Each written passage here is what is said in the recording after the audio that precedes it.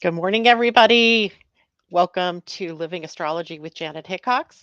It's time to grab your cup of coffee or your tea, sit back, and let's chat about what is happening in the stars above for the weekend. It's Friday.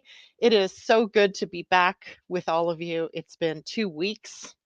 It was 2 weeks ago today that I was last on air.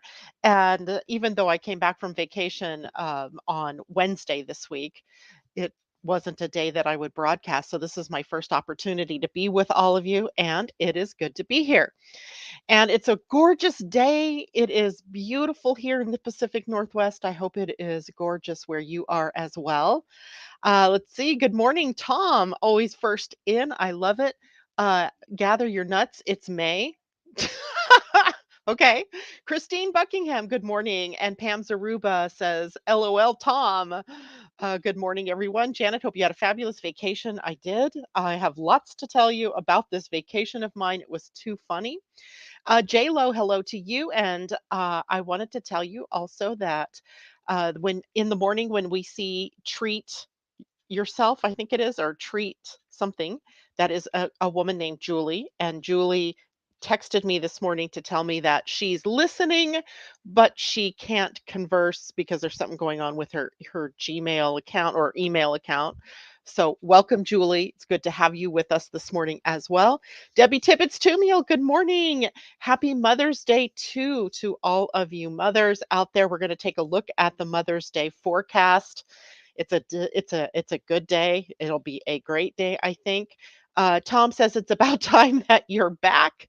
We made it through the eclipse. No thanks to you. Oh my God, that is BS, Tom, because I spent probably 2 weeks before the eclipse talking to all of you about the eclipse. And on Wednesday of the week before the eclipse, Tam and I also ran it down. So that would have been on the last Wednesday of April. I don't think you were there that day, so you can look that video up. Of course, it's a moot point now, right? Because the eclipse is done. Good morning, Kathleen Mallory. And it is good to be here. So, we do have quite a bit to talk about this morning, especially astrologically. We always have lots to talk about, but also in human design. And part of that is some changes that are going on with the planet Uranus, which I sort of alluded to before I left on my vacation. But as of, let's see, it was on the 9th. So earlier this week, Uranus has changed gates. I'm sorry, I'm looking at the wrong camera. For whatever reason, StreamYard wouldn't use my high def camera this morning. It's like pretending it doesn't know who I am. And so that's why it looks darker because the camera on board my laptop sucks. And the high def camera, I didn't have time to mess around with it. Thankfully, Mercury retrograde is coming to an end, and maybe all that baloney stuff will go away. So, this morning, we're going to talk about the moon. Obviously, the moon is in Aquarius at the moment. We'll be going into the void a little bit later today, this evening actually, and then changing signs to Pisces, and we'll be in Pisces for the bulk of the weekend. So, we're going to talk mostly about what the moon in Pisces will be because we also know we have two very big planets in Pisces that the moon will then connect with, both Saturn and Neptune. So outer planets, when the moon connects with the outer planets, it has an impact on the collective. So the collective, how are we feeling?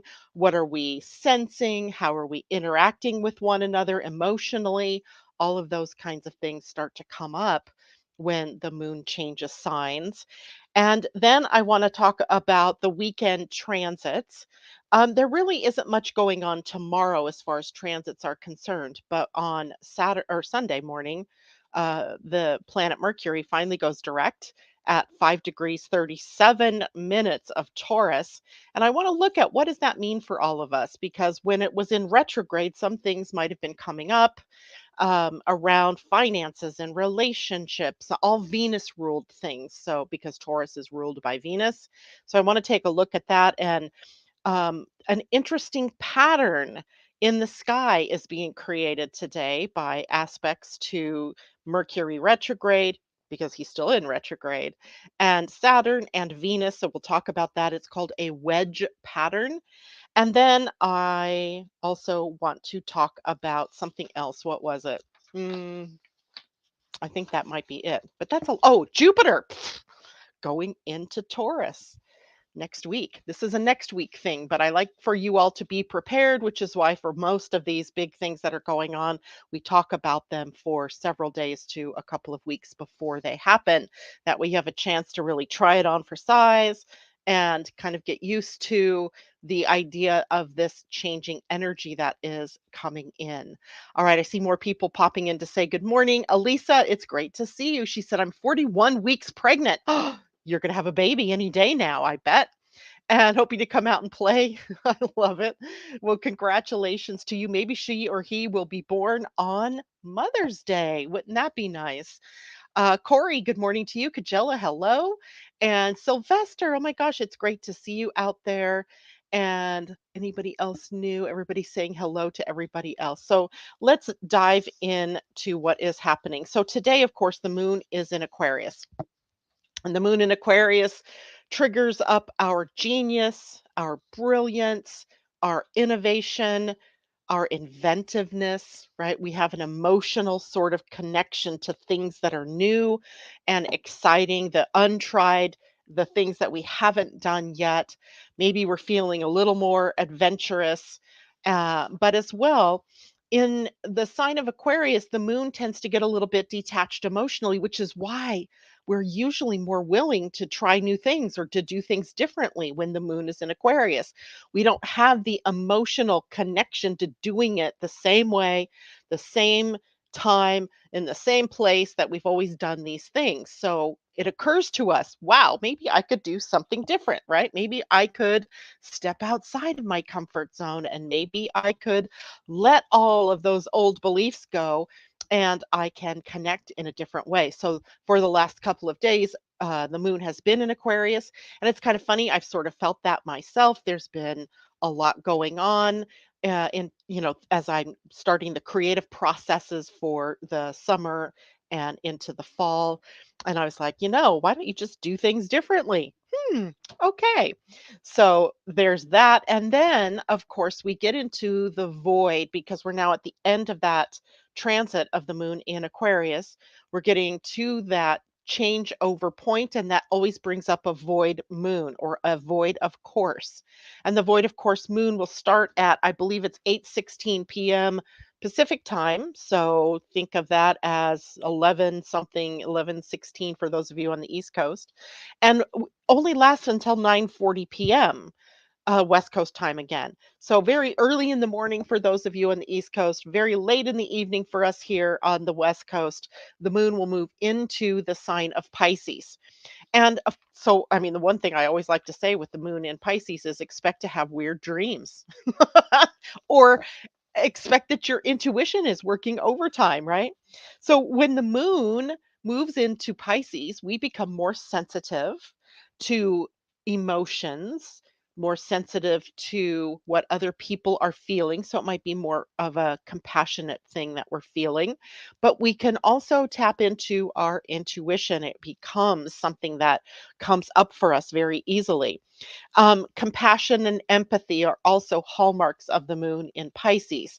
And that can sometimes lead us to feel like we need to help people that are suffering, or maybe people who are in pain, that type of thing. So we put ourselves out there as a shoulder to cry upon, or as a willingness to help others that are less fortunate than we are. But this is also a placement for the moon that is highly creative and imaginative, and tends to express that creativity through art or music or poetry or spirituality, right? Those are the things that are very Piscean in nature.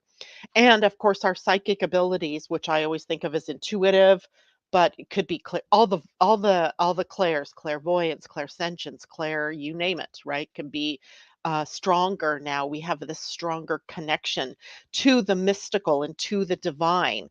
So it's channeling through us in a much easier way. Now, having the moon in Pisces for all of us, now this is for all of us. You may not have had the moon in Pisces when you were born, and that's okay, right? We're not talking about that. We're talking about a transit. So, some of these things that I'm talking about are transient in nature, right? They're just going to be happening for the few days that the moon is moving through Pisces. If you have your own natal moon or any natal planets in Pisces, expect that they're going to be triggered by the moon's transit through Pisces. All right. So I hope that makes sense. Some of these things are going to be of lesser quality, of lesser duration than those people who have planets in Pisces and would expect that things would be coming up to the surface. Now, when the moon is in Pisces, we can become easily overwhelmed by harsh realities because Pisces really lives in the ideal realm, right? It lives in the watery world of what if, right? This fantastical. It's funny, I like to do puzzles, and I have this jigsaw puzzle app on my phone. And so when I'm thinking, I do a puzzle.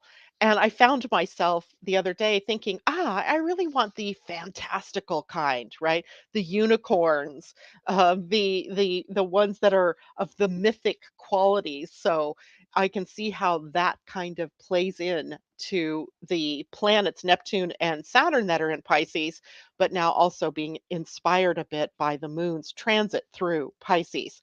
Now, this is also a placement for the moon where we may have to try to escape, or we may find ourselves trying to escape from the pain that we're feeling, from the doldrums, or from the harsh realities of life if they're coming to call.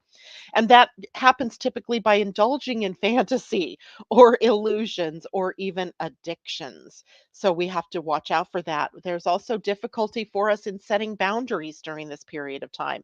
Remember, we also have Saturn and Neptune in Pisces. So we're already having these kinds of issues popping up for us. So, learning about what are appropriate boundaries. Fear, remember when we talked about Saturn moving into Pisces, the biggest boundary that we had to overcome was fear, right? Fear, building walls between us. So, working through all of that, but we may also be finding ourselves sacrificing our own needs for the sake of others, which is never appropriate, but we can do that when we have this Piscean energy that is prominent in the charts. We can struggle with self confidence and self esteem, with really being who we are. And then that can sometimes come up as misunderstood. Maybe we don't feel like people get us. We might feel like we're being victimized by other people in our lives. So, we have to kind of watch out for both the highs and the lows, right? So, how do we balance all of this energy of the moon in Pisces this weekend? Well, first of all, the number one thing is you learn how to ground yourself, right? In the body, Pisces rules the feet. The feet, the interface between us and the earth, right? The actual ground, the groundedness. And then deal with your emotions in a positive way, right? Sometimes the moon in Pisces can feel like we're being victimized, or we get into the victimy, oh woe is me kind of feeling. And those are just emotions, right, that are flitting through. Don't allow yourself to fall into the victimization mode, right? We're moving away from that. We want out of victimization. That is so last century. We're moving on, right? We're 20 some years, 23 years now into this new century. We need to adopt a new way of being, and it does not include victimhood. It doesn't. It just doesn't, right? So move on. We also need to find a balance between idealism and realism. Saturn in Pisces, the big balancing point between realism and idealism, right? In Aquarius, Saturn did kind of trigger more idealism. And now that he's in Pisces, we're learning, oh, and before that, when he was in Capricorn, that was realism, right? So Saturn plays both sides of that fence. Now in Pisces, those lines get blurred for Saturn. So then it can become very easy for us to get sort of lost in that between world, right? Between reality and not reality. Now, also, we have to find a balance between selflessness and self care. right? We've talked about these themes throughout because Piscean themes are sometimes about how do we take care of ourselves as well as taking care of others, right? How do we, the need is to supply ourselves first so that we have the energy to share with others to find that healthy balance. And we also, because now Virgo is the opposite sign of Pisces. So we're dragging in some Virgoan qualities as well. The axis is always activated. No matter what the sign is that you think is things are happening in, the other sign, the exact opposite of which in this case is Virgo, are being brought in, right? Some of that plays in the day. And one of the things that we find we have to develop in Pisces of a very Virgoan nature is discernment. How do we trust our intuition, right? Virgo is often a sign that wants the practical. If I can see it, feel it, taste it, touch it, then it's real, then it exists, then I can prove to you, I can analyze it. But what happens when you can't pin it down? In Pisces, we can't pin it down. So we have to use our Virgoan skills of discernment and to learn to trust our inner voice, right? Our inner self. But we also have to stay aware of what the facts are and the logic in things, right? We can't just throw logic and facts out the window. So we need to be able to express our creativity and our spirituality, but we also need to respect the physical and the material needs that we have during this period of time. So you need to love yourself, you need to love others, but you also need to make sure you stay out of victimhood. Hmm. Questions, comments, anybody? Let's see here. Chris or Kathleen, I've been playing with the jigsaw puzzle on my laptop. They're lots of fun. Elisa, I feel like I've tried most of them. Laugh out loud, including acupuncture and chiropractic care. I'm not sure. I must be missing something here. Amanda J, good morning to you. It's good to see you joining us from jolly England, who now has a new king. They've had this new king. I did not watch this. I actually the coronation to me was like a non-event. Um, I don't know. There's just nothing fantastical about it, I think, in this particular day and age that we still hold up this monarchy. And so it was an interesting thing to watch against the backdrop of the astrology and the watching these sort of ancient rituals play out. And so anyway, all right. If you have any questions, hashtag not my king. He's not my king either, right? I don't live in a country that has a king. We have people that think they're kings, but yeah, no. Christine, okay, that's something else. All right, now let's take a look at the aspect patterns for the weekend. They're starting today, so the aspects are exact today, but we'll have them with us, of course, through the weekend. And I kind of want to show this to you. Where are my highlighters? I'm going to highlight this because I don't think you're going to be able to see it. I wrote it in purple, and that tends to not show up really good. So we have going on today a couple of sextiles and a trine, and they happen to be interacting with one another. Woohoo! I like it when this happens. So what we have is Mercury retrograde in a sextile to Saturn. And when you think of sextile, you think of how these guys speak similar languages in the signs that they're in. They get each other. They can work together. So Mercury in Taurus and Saturn in Pisces, there is something that there's a point at which they can understand. They may not act the same, they may not be alike, but they get each other. And then Mercury retrograde is also in a sextile to Venus. Venus in Cancer, Taurus is where Mercury retrograde is. And then there is a Venus Saturn trine. So we call this a wedge in astrology. It forms an aspect pattern. So there you go. You can see it right up here. This is where we have Saturn in Pisces. This is over here where Mercury in retrograde is. And then down here is where we have Venus. So Venus in the opposition, excuse me, in the trine to Saturn, and both Saturn and Venus in a sextile over here to Mercury retrograde. And there's quite a bit going on here in um, Taurus. But what you can see, this is 6 degrees where Mercury is right now because Mercury of course, on Sunday, turning back to direct at 5 degrees 37 minutes. So he's backing up. Now, what we have when we have a first, yeah, when we have a wedge, what we have is a series that of planets coming together with a focal point. So the focal point becomes Mercury retrograde, right? Because he's at the apex point of these two, right? So the apex point that's pointing us in the direction. Now, a trine is also a beautiful, wonderful transit or connection, relationship between, in this case, Venus and Saturn. Trines tend to bring ease, right, and grace in motion, so that the energies of the two planets are working well together, which is interesting because Venus ruling relationships and money, Saturn in Pisces, in Neptune's rulership of more unconditional love, more of the higher self, higher spirituality. So we have kind of this dynamic that brings more affection and love anyway into our relationships. And virtually the economy is also reflecting this, right? The economic, at least here in the US. I'm not sure about everybody else in say England or Canada. You guys would have to chime in on that.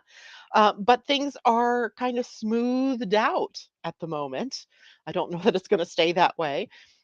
Things that normally go up in price, like fuel, definitely is happening, right? As more people are going to get on the roads for vacations, at least in the northern hemisphere. The price of gas rises, but everything else seems to be static or even maybe moving downward. So it has a positive effect on the economy. So I like that aspect as well. But I thought it might be kind of interesting to look at what does a wedge mean, because it's an aspect pattern and it's fairly common. It might be in your own astrology chart. You'd have to look and see what the different patterns are in your own chart. And it's formed when these planets make these connections, right? Usually there's the longer trine and then the sextiles that come in between. Sometimes it can be a semi-sextile and two trines. It can be different kinds of ways that it pops up. And this one happens to pop up in a very positive way, right? This is a harmonious and a dynamic sort of transit or aspect pattern, right? It creates movement.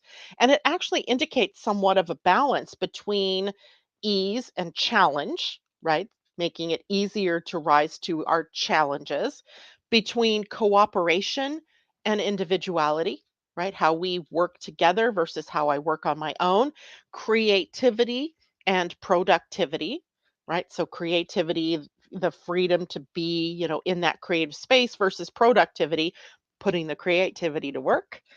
So the sextile shows the opportunity for these things to happen for growth and for learning and expansion in some ways, while the trine shows the natural talents that we bring and the flow of energy that's easing between the two.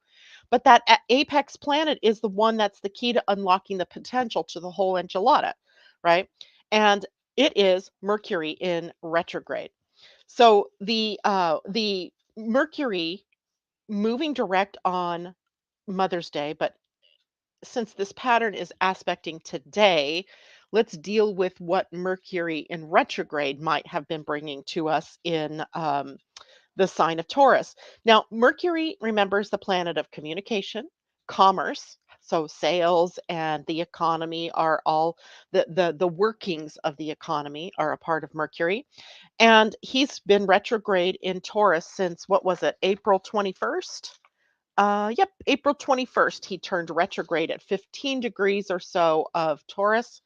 And now he is going to be going direct. So we're at the very end of the Mercury retrograde phase.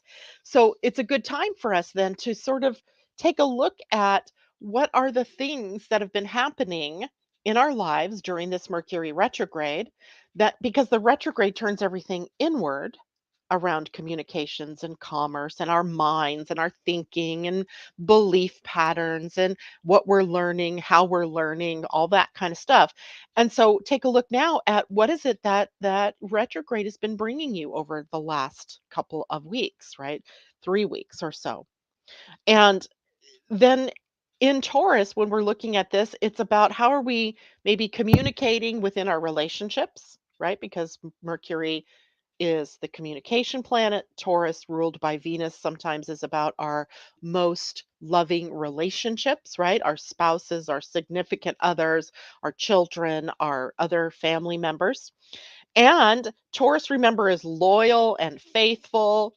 And it's a sign that doesn't like change or surprises, but Mercury retrograde can bring those to the sign, right? So, kind of, oh, sorry, right? This isn't going to work for me. See ya. Bye. Um, Marriages, right? I keep hearing about people that, surprisingly get married during this period of time. It's been interesting because I don't know that Mercury retrograde with in Taurus is a good time to do that. Maybe someone that you've been in a long-term relationship with, yes, but anyway, could be dicey.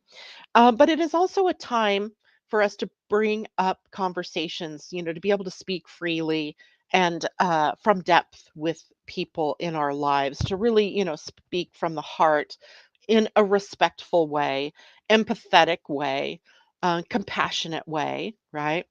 It's interesting because Gemini is a little more neutral that way, tends to, speak whatever's on its mind, kind of, you know, I don't want to say blunt, that's more the realm of Sagittarius, but isn't afraid to speak its mind. And Taurus wants to prettify it, right? And or gets stuck in its opinions, right? Becomes very opinionated and rigid. So we're having to find this balance in how it is that we communicate with one another through friendships, through relationships like, family relationships, maybe even with coworkers and colleagues. So it's been a very interesting time. Now, with Mercury going direct in Taurus, it's a time for us to bring everything back to the simple pleasures, right? The appreciating what we have. There's a lot of gratitude potential here with Mercury changing direction and being able to speak of that gratitude toward one another. And that wedge aspect, making it very easy to do this within the confines of our relationship. Um, this will be a time to value the quality of time that we spend with people, the quality of our interactions, the quality of the relationships, not just the fact that we're in a relationship. So we want to take a look at where have we been taken for granted or where are we taking others for granted? Because we want substance in our relationships, right? We don't want them just built on, cohabitation. I mean, there are relationships like that, but we're now talking about our closer relationships here. So we want to create more harmony and happiness and personal in our personal lives, but also in our daily lives. The working lives that we're in. So this will be a great time to transition over to being more loving and respectful to one another, but without inappropriate loyalties or stubbornness or obstinacy or rigidness that sometimes can be characterized. Those places have been popping up for us likely with Mercury in retrograde. So, Janet, please show us the wedgie pattern again. Wedgie pattern, here we go. Wedge pattern, I highlighted in orange here. You could see all this other mess, right? That's for astrologers to figure out. Um, this is the pattern we're talking about right here. So Saturn and Venus in the trine, right? From Pisces to Cancer, like elements, emotional elements, water elements, and both of them sextiling Earth with at Mercury retrograde in Taurus, okay? Or Mercury moving direct when we get to Sunday. All right. Was there a question about that? Anybody? Kajella, Taurus baby will make its appearance when baby wants. No doubt. No doubt. Um, Tom, an astrological wedgie, that's gotta hurt. OMG. Tom, you just cracked me up. I've missed you. Okay, so let's see. What else did I want to talk about today? So before I get into the Jupiter in Taurus, which is huge, right? I've been looking forward to this. Uh, Probably since 2022, whenever it was that I wrote the 2023 Energy Almanac. So And since we just finished writing all of the 2024, it had to have been in 2022. So it's been in my head, it's been on my mind to share all of this wonderful information with you. But before we get there, let's switch over to human design. And I'm now going to share my screen. Let's see, I have a window. No, I have not a Chrome tab. Oh my gosh, because I started this in Chrome.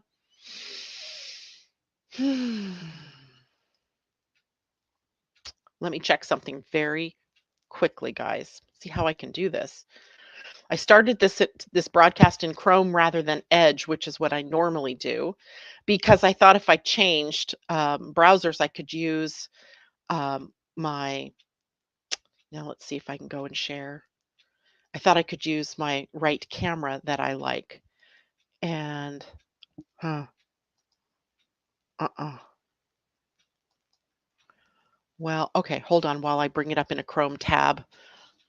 So, body graph, or I just won't do it. This won't work. Sign in, and just 1 minute.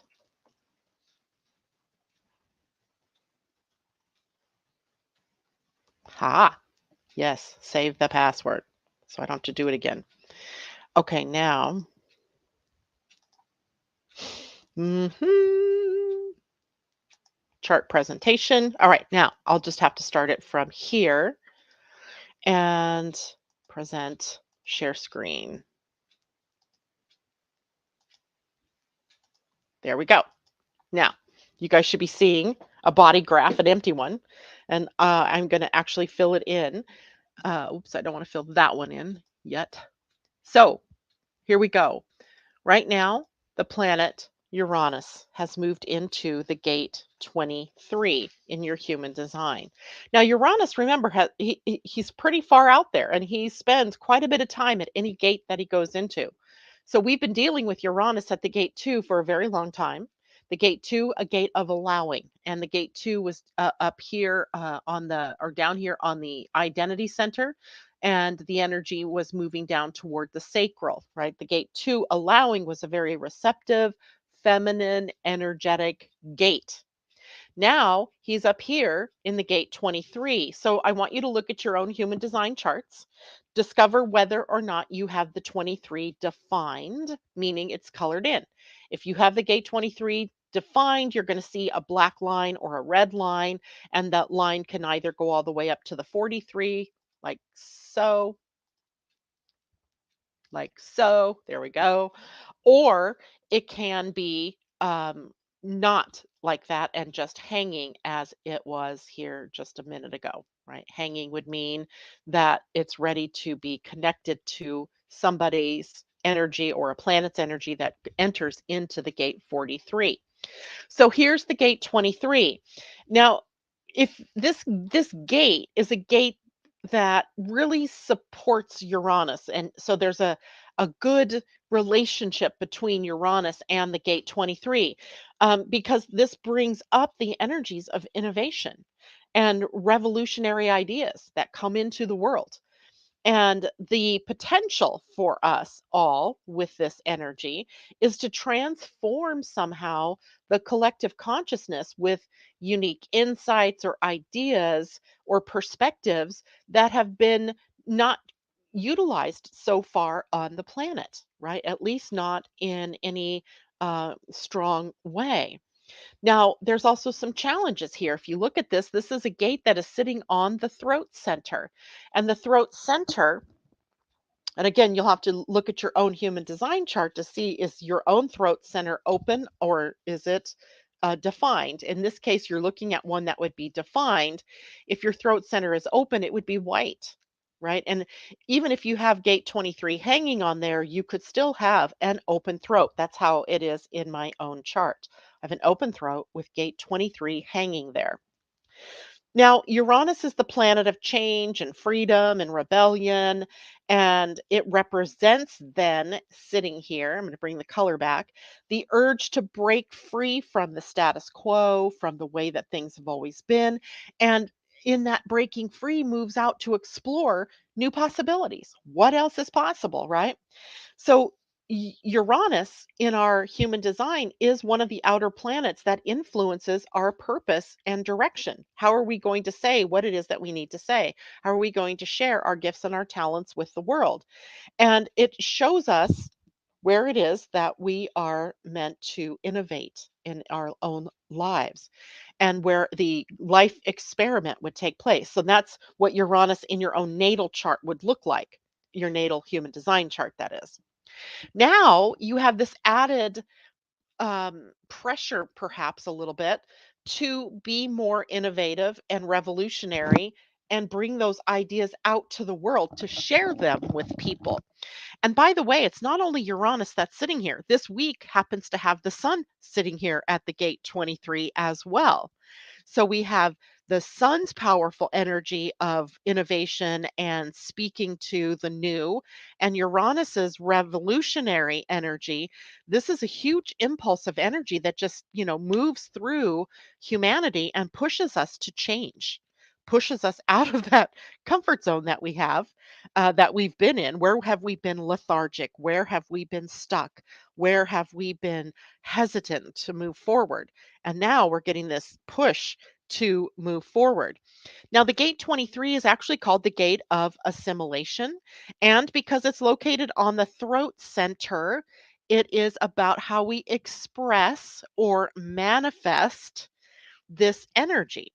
And the gate 23 is fabulous at being able to help us synthesize the complex information that comes in, and then for us to be able to explain that to other people. I'm trying to be very careful here about how I explain this to you all so I don't send you all into some kind of crisis about what this means, right? So being clear in our communication of our new ideas and of what it is that we want to manifest. So this is also the gift for all of us of intuition and insight. And that insight is about when to speak and when to be silent. That is the key to the success of the throat center, after all, right? The throat wants to speak, it wants to be heard, seen, valued, recognized for its contribution to the world, right? For its ideas. We all want to be heard, right? We all do. But in the throat center, we have to be careful about how we do that. And now, with a very powerful, innovative, and revolutionary planet sitting here, we want to make sure that when we share our ideas and our perspectives, that we're doing it in the right timing. Now, what is the right timing when it comes to the throat center? And I feel like, class, raise your hands. Tell me, when is the right timing to use the throat center? And it's when you have an invitation to speak. Now, it's taking these powerful energies of innovation and inspiration, bringing them, and intuition, we can even bring that one in here, and each of us being able to access wisdom, right? And then to be able to channel that into practicality, because the 23 needs to be able to take that high ideal and bring it in and make it real. And sometimes the timing isn't right to share. And that's what sucks about the throat center sometimes, because, we could just get so excited about something, and Uranus does provide some excitement here. Um, we want to challenge the paradigms we're in. We want to share a new way to be able to do things, or to new ways to be able to be together in the world. But it may not be the right timing. So we have to wait. That's the one thing in this particular gate that we're going to need to learn. When is the right timing to share your insights? Now, some of you are going to be on the end of blurting, right? I have a great idea. Let's do this. And people then look at you like maybe you've grown two heads. Or maybe they're like, yeah, that's a good idea, but that's not practical. We couldn't do that. So the better way would be to say, hey, I have a great idea. Are you open to hearing it? Are you ready for something new and revolutionary? And if the group consensus is, yeah, we're ready, then you have the permission to share, Now you're seen, valued, heard, and recognized. Now, not everybody is going to agree with you. That does, that doesn't mean that the timing is going to be that everybody agrees, but it does mean that people were open to hearing. So you're speaking to an open audience as opposed to speaking to people who are all closed and sitting there like this. We don't want to hear any new ideas. So now you have the opportunity to share your ideas. So to to share without the right timing means that you could literally be misunderstood or feel misunderstood or feel like people rejected you, especially the people that don't share your vision or your, aha moment, or that don't appreciate your uniqueness. So timing is everything. So the other thing that can happen here, that happens quite frequently actually, is that you encounter resistance or opposition to your brilliant ideas, right? Because people might feel threatened by them, or they want to maintain everything the way it is. So we'll be alternating between this brilliance and this let's go in this new direction and the reticence to do that. So that, of course, can bring frustration into our lives. It can make us feel isolated or like we don't ever get recognition or support for the work that we do or for who we are or for our ideas. So, um, timing, making sure that you're talking to the right people in the right time and follow your intuition to know when it is the right timing. Like if you're in a room and the audience is or the group or the whatever meeting um, is filled with people who are, arguing the status quo, keeping the status quo, they may just not be the people that you want to share your innovative insight with. Or it's just not the right timing for you to do that. So you always want to wait until they say they invite you in. And by the way, one of the ways to get invited in is to be quiet, to just not talk. Can you do that? It's hard. It's hard to just sit there in the group when they're all talking, talking, talking because everybody wants to talk. But be silent, because then what happens is people will start to draw you in. They'll say, "Oh, hey, Janet, you've been awfully quiet lately. What's going on in your mind?" Now that's my invitation, right? Because now they want to hear my words. You're all here this morning because you want to hear my words. I'm assuming, right? Or else why would you be here? So I have this invitation to share. That's kind of an implied invitation. And other times people are calling you out and saying, "Hey, I haven't heard from you. What's going on? Tell me. What's new?" Right? So there's that. Now, on the other side of the equation here, we have the Earth sitting at the gate 43. And the gate 43 is called the gate of insight, or I often think of this gate as, we call this whole channel, by the way, when it's like this, the freak to genius channel, because the 43 can be freakishly out of time, like ahead of its time. Uh, the 43 is often generating ideas that come out of left field that may or may not be practical or useful, but are opening us up to doing things in a new and brilliant way. But again, when it's feeding into the 23, as it is this week with both Uranus and the Sun at 23 and Earth sitting at 43, we have brilliant ideas that maybe people aren't ready to hear yet. Now we want to share. This is a channel. It's defining your ajna. If your ajna is open, it's defining your throat. If your throat is open, if both the ajna and the throat are already defined in your chart, this is adding the pressure to get heard, to get recognized, to get your point across. But there's one big problem that can happen here. Besides the ones we've already talked about, the bigger problem is that it can be very difficult to express your ideas or clearly or convincingly to people, because it's the idea that drops in, it's the vision that you see that you can't quite put words to yet. And then we're trying to bring it out to share with others because that's what we like to do, right? I have this brilliant idea. Let me share it with you. But then it gets to my throat and I can't do it. I can't get it like broken down into pieces that people can understand. So we have to deal with the right timing, but we also have to deal with things that are complex and that might be difficult to break down for other people to understand. Which then, if it's a real abstract idea and people don't get it, you can struggle to find the right words. You can, keep thinking and doing, saying things over again to try to get people to understand. You might be communicating in Japanese, but you're talking to a group of Italians and they don't get you. That is a huge problem, right? So communication styles might not match. So, what's the key to overcoming these things, right? First of all, timing. The second thing, trusting your intuition and following your inner guidance about what to share, how to share, when to share. You don't need to convince anybody about your ideas, and that's what often we get into. We get into this uber convincing mode. We don't need validation from other people when we have a brilliant idea.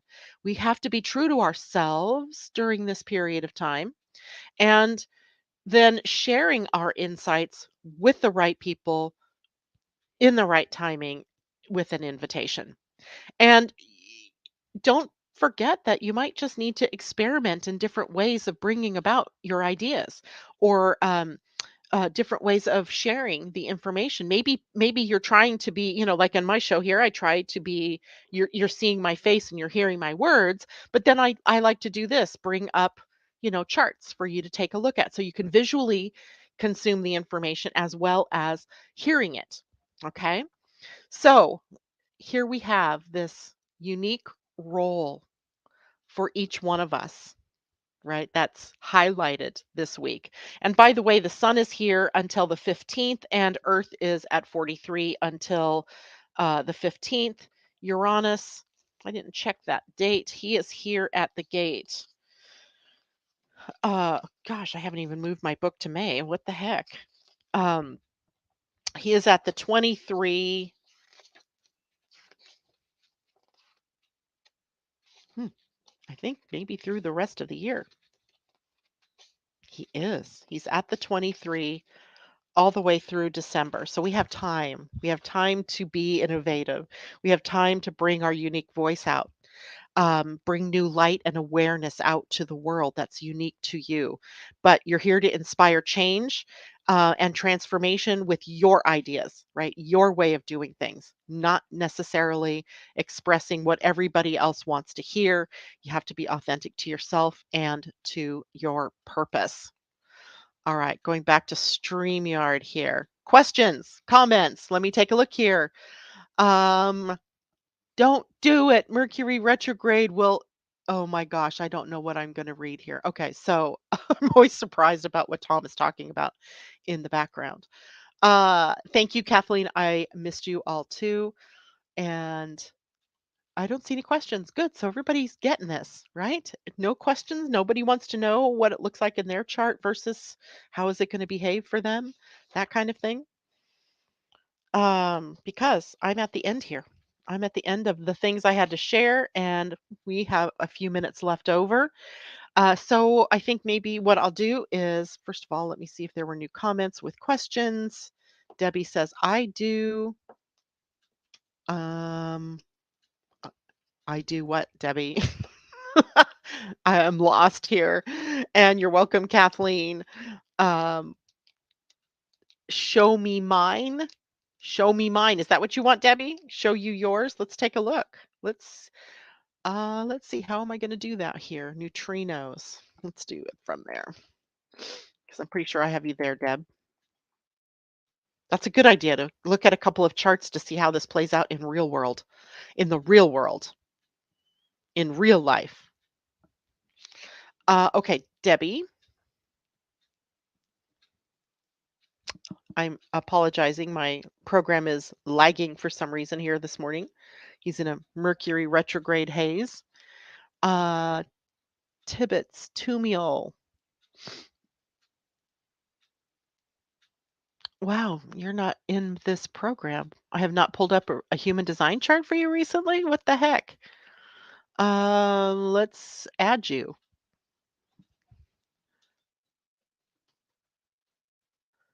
Take me just a minute here, Debbie.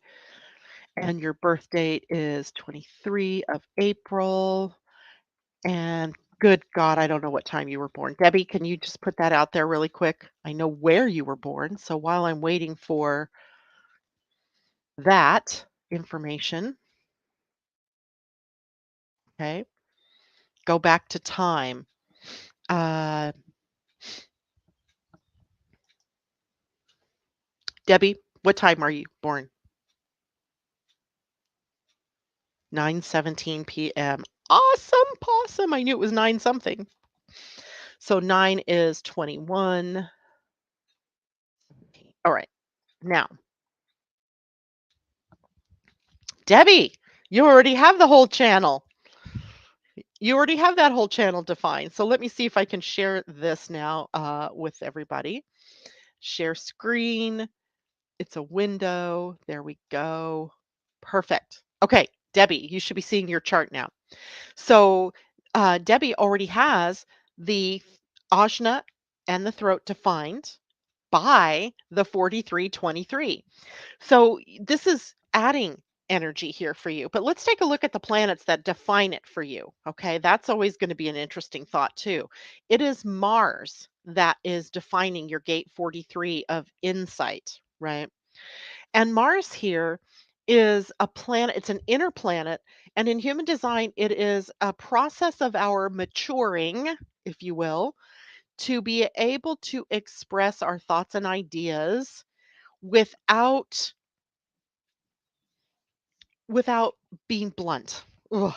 I it's not that without it, but a tendency, let's say, when you were younger to blurt, to say what was on your mind and or to not share your insights, right? So as Mars, as you would have matured in your life, you would become more comfortable in sharing your insights, but also would need to have hopefully learned how to do it and when to do it, right? And whom it is that you could share your insights with in order to be heard, seen, valued, and recognized, right? Now you have a defined throat here. So the defined throat, while it's always best to wait for invitations to speak, always, even if you have a defined throat, it isn't as, necessary in your case because of the definition there. You're defined to speak, but you speak in a very defined way, right? You tend to have specific things that you say, you speak up at specific times, and have a specific way of delivering things from your mind through your throat, okay? Because that's how they are connected. Now at 23, it's over here on the black side, you have Venus. So here's the part of you that likes to prettify what it is that you have to say. So you might have to deliver a blunt message, but you've learned through Mars, you know, foibles, stepping on people and things like that, to deliver it in a nicer way, to be a little more accommodating or to be a little more beautiful in the way that you use your insights or your how you put words to your insights. But now you have Uranus sitting here and the Earth, Uranus and the Sun. So now you've got Sun, Mars, Venus, and Earth, all of them bringing up this energy. So there may be lots of opportunities to have conversations with people, but also to move into some of that Mars conflict and confrontation in the way that you're communicating. And then the need to be able to prettify, bring more harmony, let's say, not prettify, but harmonize your thoughts and what you want to say in a way that is more palatable. Not being someone that speaks to what you think other people want to hear, but delivering your message with clarity and with peacefulness, right? Harmony. So, a lot going on here for you. A lot of conversations, a lot of maybe ahas coming in, new things that you might have insights on, etc. So that definition already that you have there being helpful, but now you're adding 2 other planets to this mix, actually 3, Uranus, Sun, and the Earth, bringing out more of the messages of what you are saying. So, there you go. Question. So MP, I don't know what MP is, with Pluto 60, MP, and Jupiter 3, both in transit, how strongly should I feel it? First, you got to tell me what MP is, Pam. I don't know what you mean by MP. I know I should know what it, it is, but I don't. Um, J Lo, interesting. I just have the hanging 17, but now that 23 is reaching to who? Um, Yeah, do you wanna take a look at your chart? Let me see, Tom wants to see his, so let's do Tom's first before I, forget to do that, and Tom, hopefully you're here in this. I'm pretty sure I've looked at your chart recently. Tom. Tom, Tom, Tom. Alright, so Tom, let me share my screen again here so that you can see yours.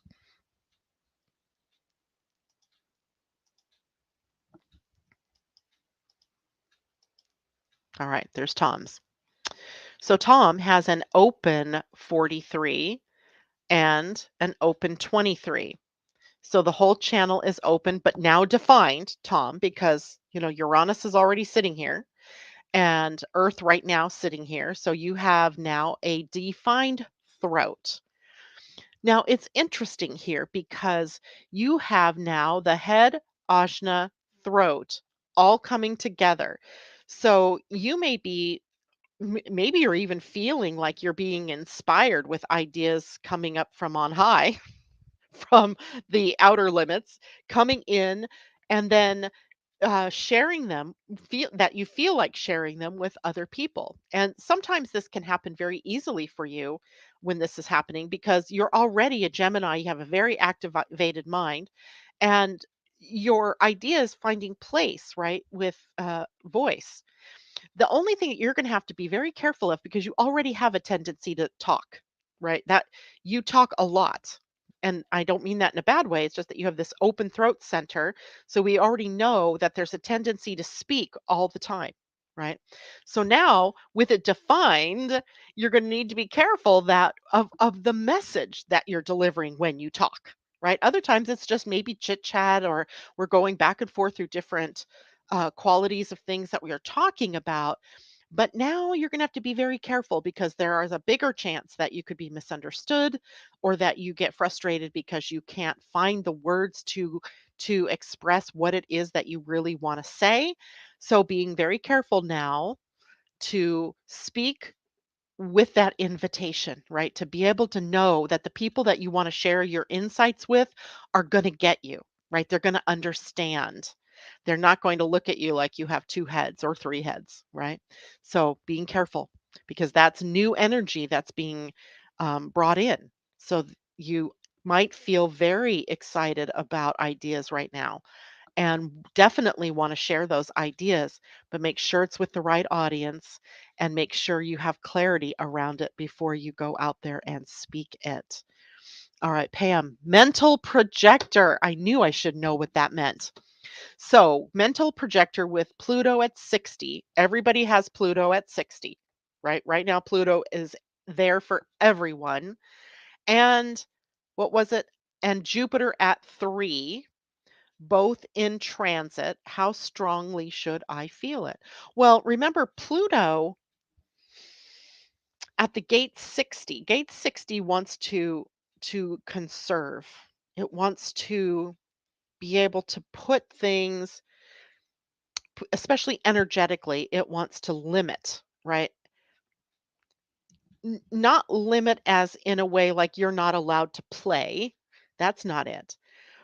But it's also a gate of innovation at 3. So Jupiter's innovating and ideas are new and fresh, but it would seem that somehow it's being limited by Pluto. Like the timing isn't right for transformation there. Or maybe now is the right time for transformation to be spoken or brought out because the 43 is also 23 is also defined. So just remember with the 60, all of us are being asked to be more conservative. And it's not on the throat center. So it's more conservative in our actions, right? So, not going off the wall and just taking, crazy action out there in the world. We want to have a little more deliberation in what it is that we're doing and indeed then what we're saying and how we're sharing new ideas with people. Um, but the thing about this energy is that it's really time for all of us to move forward, right? We've been stuck here and we need to move. We need to make new choices. We need to transform. That's basically the message in a bottle, right? Is we need to transform ourselves first so that we are a transformational energy that has impact on the world, on the collective. All right. Debbie, you're welcome. J-Lo, and if they do, make sure they're just adding theirs with yours. Tom says, thanks. All right. Well, that is it for me today. Thank you so much. It was great to be back with you.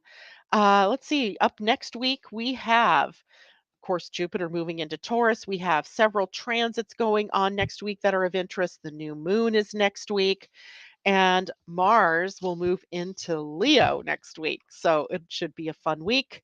I look forward to sharing all of that with you. Take care, everybody. Bye for now.